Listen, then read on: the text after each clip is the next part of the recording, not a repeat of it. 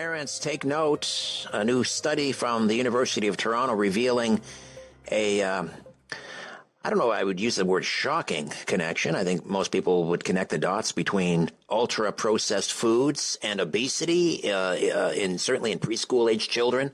Nearly half of their daily intake, we're talking about preschool children, nearly half of their daily intake comes from foods laden with artificial ingredients, and young children are at a serious risk of obesity, especially boys. Pam Killeen is a health and wellness coach, co-author of The Great Bird Flu Hoax, and the host of the Circadian Reboot with Pam Killeen podcast. Pam, welcome back. How are you? I'm great. How are you doing, Richard?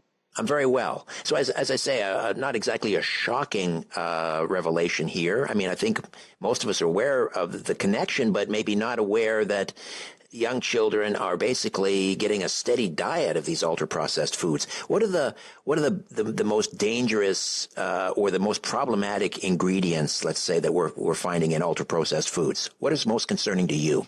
Oh, there's a couple of very concerning issues in and around this story. One is the bottom line, of course, is that half of their calories are coming from ultra-processed foods.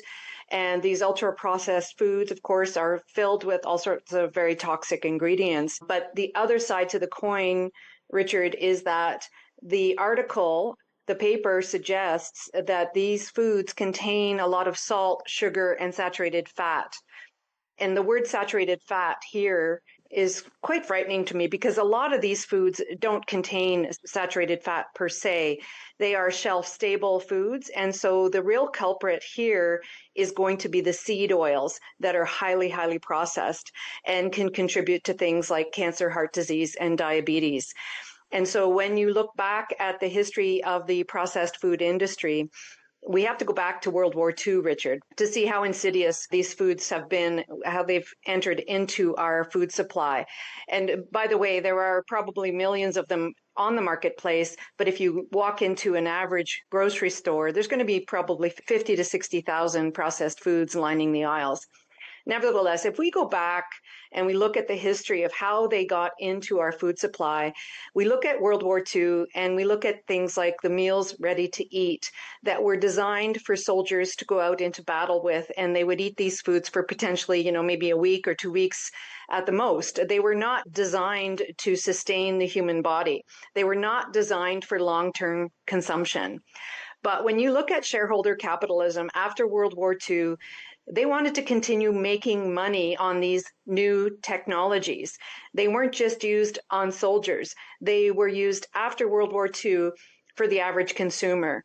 And these are nutrient deficient foods. They have made shareholders a lot of money. They have made corporations like Nestle or Pepsi or Kraft or Unilever or General Mills. They have made billions, if not trillions of dollars on these nutrient deficient shelf stable foods.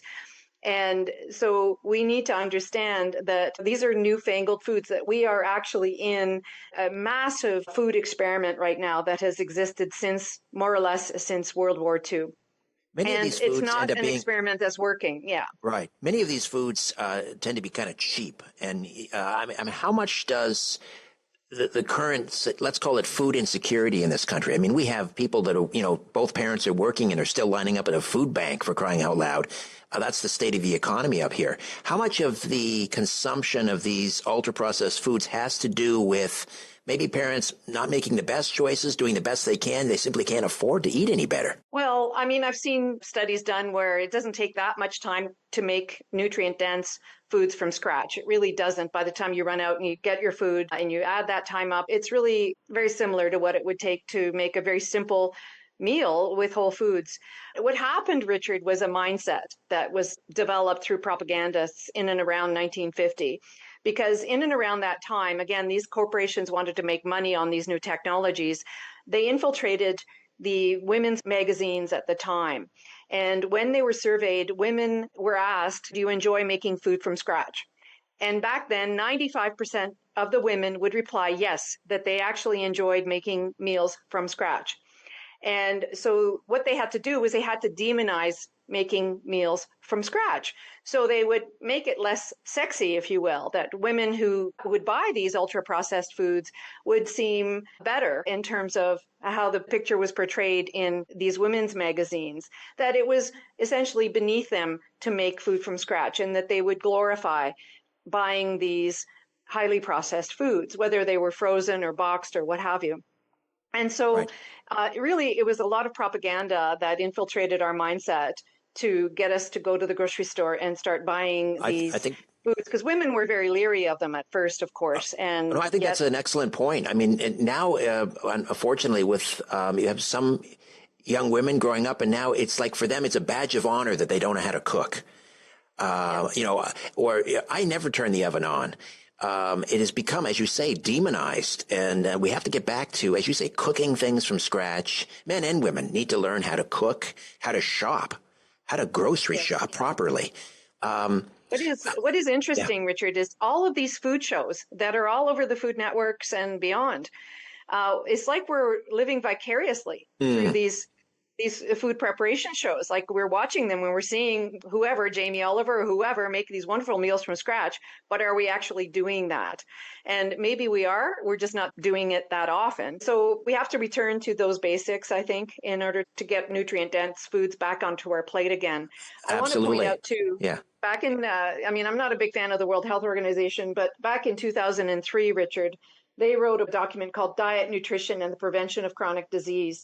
And in that very important document, they said that processed foods are contributing to chronic disease. That was in 2003. And I want to know what has been done since 2003. This recent study by the University of Toronto is a clarion call yet again, but it's 22 years later, basically. And it's still a big, big issue. And it just shows you how pervasive the marketing is, Right. and Well, how I know people that. have surrendered to this. Yeah. Well, I know that Bobby Kennedy Jr., is also talking about processed foods and many of the ingredients that are sort of in his crosshairs that he'd like to get rid of, or certainly encourage Americans to eat healthier. One has to ask, well, we'll have to save this for another time, but where Health Canada is in all this, why are they not looking at some of these ingredients and saying, you know what? You don't need to put that into the potato chips. You don't need that. Let's get back to, there was a time when you didn't use, what is it? Is it fructose, the syrup that they use in Coca-Cola now? Never used to be that way. Yeah. I mean, some of these ingredients we We just have to get rid of. we have to just go back to a really simple mindset. It's, instead of saying what not to do, let's look at what to do. And it's simple to make a meal out of a steak, maybe some green beans and a potato, a homemade gravy, throw a little butter, throw a little salt and pepper. Fear not, that's a healthy meal. But that meal has been wrongly demonized by experts, and we have to undo that mindset, that brainwashing that we've been told that those healthy foods are unhealthy. They're not unhealthy. They kept my ancestors healthy for millennia, right? So 100%. we have 100%. to just undo that brainwashing. Yeah. Pam Killeen, health and wellness coach, co-author of The Great Bird Flu Hoax, and the host of The Circadian Reboot with Pam Killeen podcast, pamkilleen.com. Pam, Killeen, pamkilleen.com. Always a pleasure, Pam. Thanks. We'll talk next week. Thanks, Richard.